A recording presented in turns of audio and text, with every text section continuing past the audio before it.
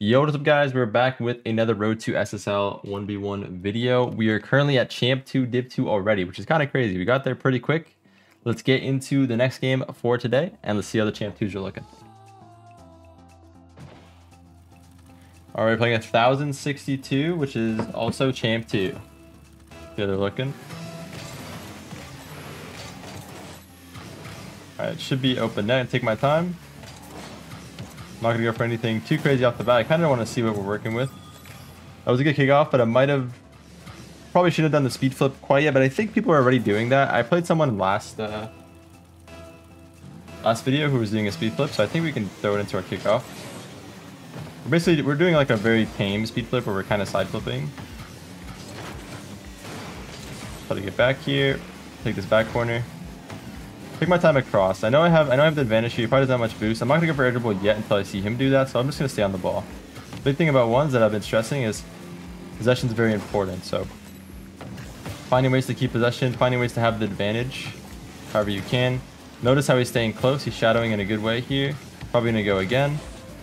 And if we see he's going a lot, we're gonna try to take advantage of this. Take that single jump 50 that I was mentioning from before. Like, I know he's staying close there. I know his goal is to try to keep pressure on me so I can't get out for free. And I can use that to my advantage. I'm putting the ball in spots where he has to overcommit to get a challenge off. And then I can just single jump challenge at the end. Get a bump on the kickoff. It's actually really valuable. He's going to be stuck now. There we go. Take this corner boost.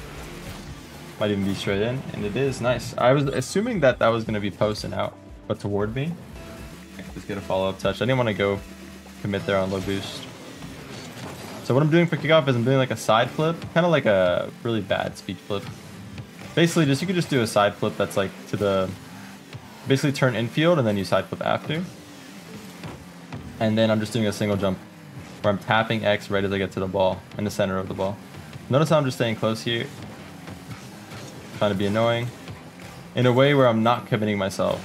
The name of the game in ones is just don't commit yourself as much as possible. So he went for a wall hit, but it's a wall hit that I can get a save and then counterattack by just driving the ball in. It's fine. Good that he got back. Use this as an example, see what he does. I'm gonna bounce toward him. He's gonna flip, and once they flip, that usually means you have a second to recover the ball, right? So you can play the ball into them and let them flip it back to you, creating an angle here where I can see my opponent. And he actually did a really good job. So he stayed close in a way where he's getting the ball off me, he's dispossessing me, but he's not actually flipping. That's what I was talking about before. And it looks funky, right? It looks odd, but I'm trying to find a way to freely get the ball without committing too much resources. Same here. I'm trying to make him flick the ball away. Now we can actually get a free goal out of this. So I hid behind the ball to the point where he had to drop it off his car. He either A is going to flick it because he can't team anymore and he wants to beat me, or B, he's going to drop it off his car and go for the safe 50. He did that, and I'm covering both options anyway. Ended up working out quite well. I'm going to go straight back here, take this boost pad line, and I'm going to let him take his shot. Wow. He actually accidentally got the perfect pinch. I think he was going for a softer touch to himself. Let's take a look. Yeah, he got like a pinch touch. It went forward. It went more forward. I think he was trying to get like a touch that went up off of that rather than forward. It usually doesn't happen. There's like a ground pinch that can happen there if you get fortunate. Somehow I'm losing that boost battle. That's fine. I'm just trying to be annoying to show you guys the power of just staying close and just trying to cover the main option. So I'm actually fine with him going for an air dribble setup here, because you can get a quick counter out of an air dribble. If the air dribble's poor, learn how to stay grounded. If you can feel confident on defense and just stay grounded, let them make the air dribble play. I'm gonna let him take a challenge here and then try to hit it around him. Hit into a weird spot for him every time. Now I have this space to the side. And instead of going for an air dribble, he went for an air dribble, so I'm going to go for like just a really bad shot on that and see what he does. And you see how like taking a poor air dribble shot is almost never worth it? I mentioned this quite a bit before, but I feel like if you don't have really comfortable aerial mechanics, it's not worth just going for like attempted air dribbles like this that aren't very good. Because if they save this ball, look at the dangerous situation you're put in right away. Like, he's going to have control. He could beat me to this. I'm just pressuring in a way that he has no option now. But usually I'm in a huge advantageous position off of just not going for that aerial play, right? I really don't recommend going for aerials unless you feel super confident in your ability to get the shot where you want it to go. Fake squishy. Hold on, we could do something really funny. My main point is though, like he's going for these air dribbles that are super easy for me to save. Why would I not just stay on the ground, right?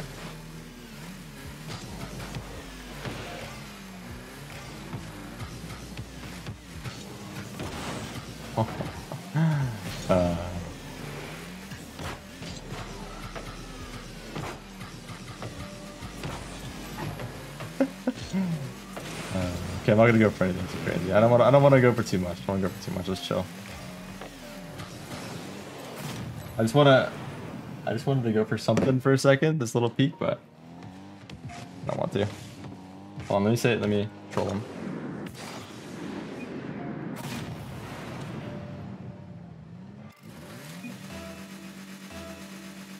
Doubt it though. Anyway, the whole point of the series, guys, is that I'm not trying to win every game by as much as possible because that'd be pretty boring. I'm trying to show you guys how you could take advantage of what your opponent's doing that's wrong. So I have a situation here where it's me, the ball, and him, and I have no reason to go for this ball until he does. And once he does, I can try to find a way to outplay him. There's actually an angle here I can get that's right behind him. I don't think he'll be able to react to. He actually was able to. Try to get a control touch here. And I'm not going to go for air dribble yet again. Just create a situation here where as soon as he goes for the challenge, I could just drop it off my car. That's actually a really good thing to learn if you guys can get good enough at dribbling. This is why I said like having the fundamentals of like what to do on the ground is very important, because if you can get good at dribbling, you can look above the ball. It's actually really good tip there. Hold on, let me try to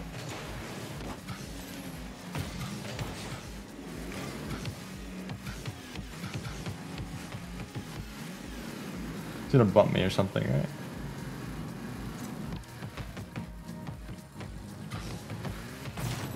Okay, I'll show you guys next game when there's an example. My main point this game that I wanted to bring up is we're seeing the first actual aerial attempts out of the opponent. And both of those attempts were really easy for me to stop if I'm comfortable on the ground at hitting the ball, right? So my main point is, if you guys can do really comfortable, consistent air dribbles, go for it. But if your air dribble ends up weak or ends up into a bouncing ball, don't go for it in ones until you're at the point in free play where you can hit it every single time, right? I feel like it's just not worth committing yourself all in and using that much boost for a ball that's going to be bouncing and very easy for them to save. Because look at the shot I even did against this guy, right? I hit it to the corner, it got a flipper set off the back wall, which is very difficult. It's a very highly mechanical shot. Flipper set off the back wall and went for the double tap, and it was actually going toward like the back post. It was slightly off target, but he was very easily going to save it even if it was in. So think about how much effort that took, how much boost that took, and how much more effective it was when I just did the basic thing on the ground, right? Those are the things I want you guys to think about in ones. It's about how you commit yourself. It's not about committing every single thing to every play, trying to go for the goal every time. You have so much space on the field, so much to work with. Try to think about all these things when you're playing. Let's get into the last game of the video, see how it goes. I played the same guy again. Actually is, you looked it up. That's funny.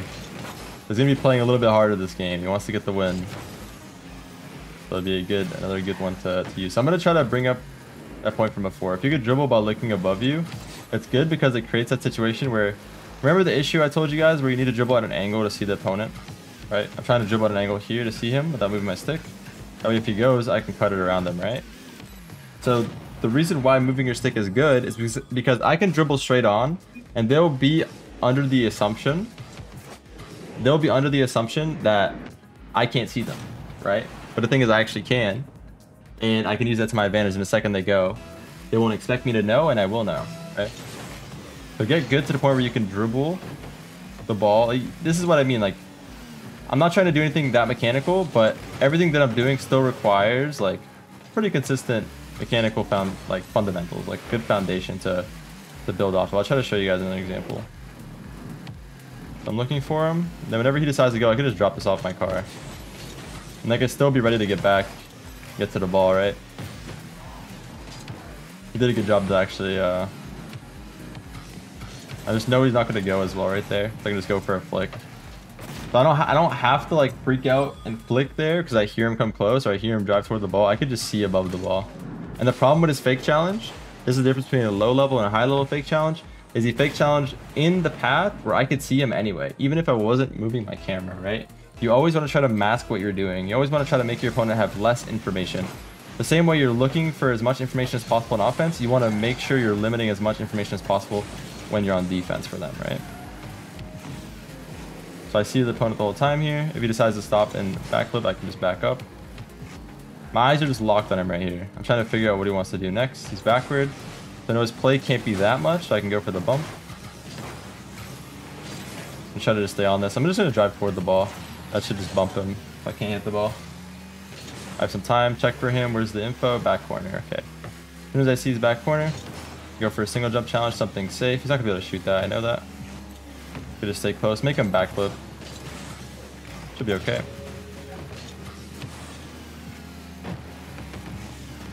Gotta watch the bump here. It's really good to get in the habit. Like, I didn't even arrow or anything there, but get in the habit of, like, when you're on the back wall, look for moments where you can control the ball. You see how he's staying really close? He's staying close in a lot of these situations, but it's actually, like, overcommitting him quite a bit.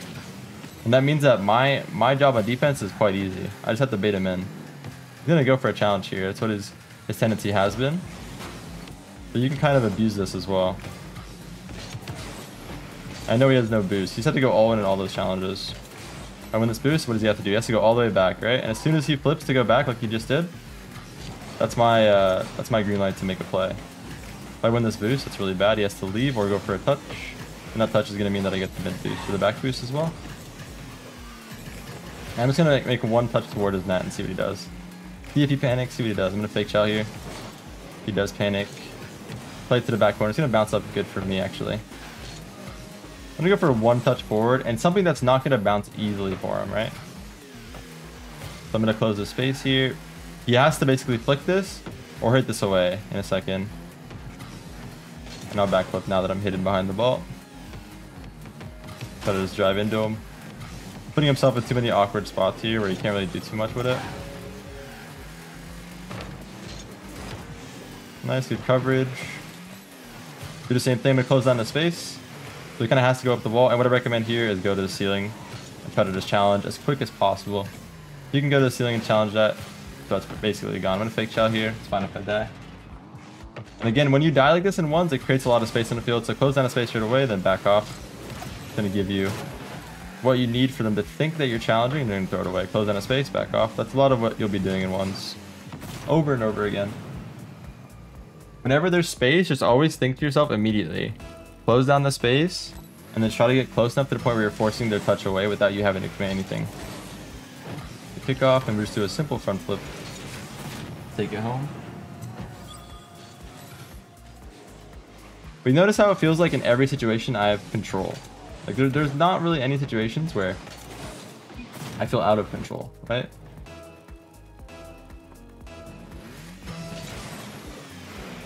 How often have you seen me look like I'm struggling in these moments? Even if I'm not doing anything mechanical, I'm always looking for where he is. I'm going to create an angle here where I see him. I can try to cut here. That's fine. He shouldn't be able to score this.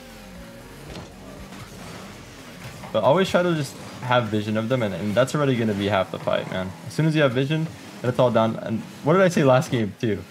He's going for this wall touch. What is that wall touch gaining him at all? Think about what that wall touch is really gaining him. The ball's going to be bouncing toward my net. I would have to go AFK for a few seconds for that to be in my net, basically.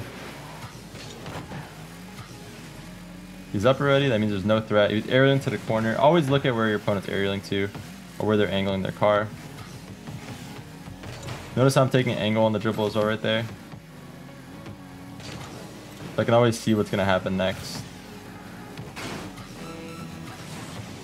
These few fundamentals are literally going to be just slowly evolving with the mechanics as we go. But again, he's going for this air dribble that really isn't worth going for because he doesn't have consistent enough control. It's kind of just giving up control. I'm going to go for a pop touch here, see what he does. He's going for a hit, that's fine. See what he does again. Actually, just a good shot there, to be honest with you. Didn't expect it at all. Because his other shots haven't been good, but I still don't recommend doing this. Like, Had I been respecting him as if he was a normal player, I would have already been going back to net. But based on his other shots, I was playing it a little bit closer than you're supposed to, right? Touching on kickoffs for ones, guys, always flip through this first pad and then flip through the ball central. Like, you want to be always blocking your net, basically, on the 50 for kickoff. That's what I'm always aiming to do. That's how I'm winning this. So what I'm going to try to do again, I'm going to flip here, aim to the left, flick to the right, and then flip through the middle of the ball. That's always what I'm trying to do. And that's usually a good neutral kickoff to win most situations. But anyway, what I was trying to say was, like, the big thing I want you guys to take from this video is don't try to overcomplicate things mechanically. You don't have to... Oh, nice. We made it to Champ 3. Beautiful. Champ 3, Div 1. Not bad, not bad. But yeah, don't try to complicate things mechanically, especially because it's 1v1. It's very easy to overthink the way you should do things mechanically.